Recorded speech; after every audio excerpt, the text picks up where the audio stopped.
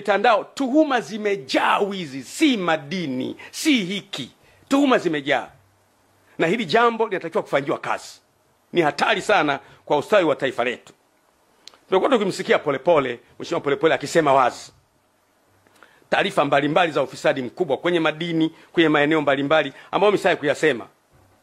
Sitaki kuyasema kwa sababu mimi nimekuwa kwenye kamati ya bunge ya biashara, viwanda na uwekezaji wakati ule.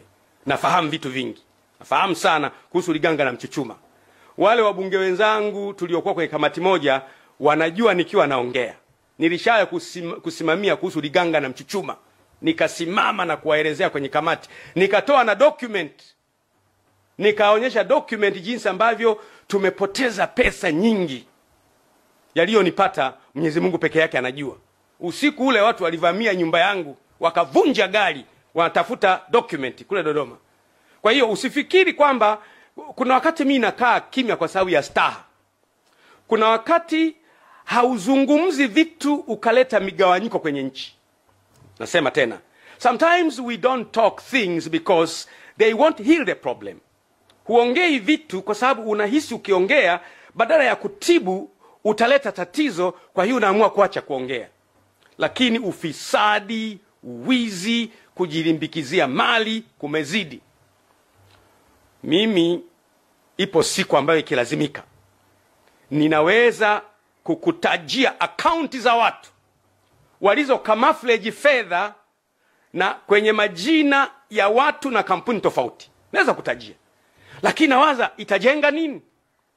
Inaleta bitterness na ugomvi na uchungu kwa watu. Lakini vyombo ndio vingekuwa na uwezo wa kutulindia hayo. Kumbuka kilio changu mimi ni vyombo. Nani amfunge paka kengere? Ni nani? Nani huyo atakayesema kwamba huyo hapo? Hamna. Mwizi hawezi kumkemea mwizi mwenzake. Shetani akimkemea shetani, basi ufalme umeanguka. Siwezi kuongelea mambo ya gesi, makaa ya mawe, mambo ya madini, yameongelewa sana. Lakini nisikilizeni niwape neno hili. Ukijenga nyumba nzuri, yameongelewa sana. Lakini nisikilizeni niwape neno hili.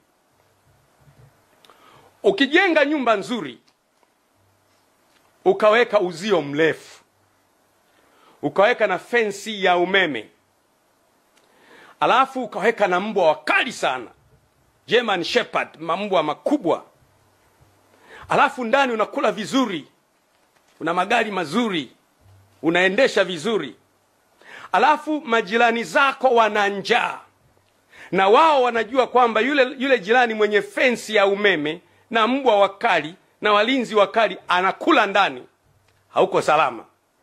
Ipo siku hao majirani watapigwa shoti ya umeme 50, lakini 200 wataingia ndani.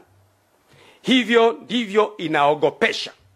Viongozi wanapojilindukia mali wao wenyewe wakawasahau wananchi. Ipo siku wananchi wataruka fence. Wataumwa na mbwa 50, wataumwa na mbwa 50, watapigwa shoti ya umeme 100, lakini 300 watakukamata.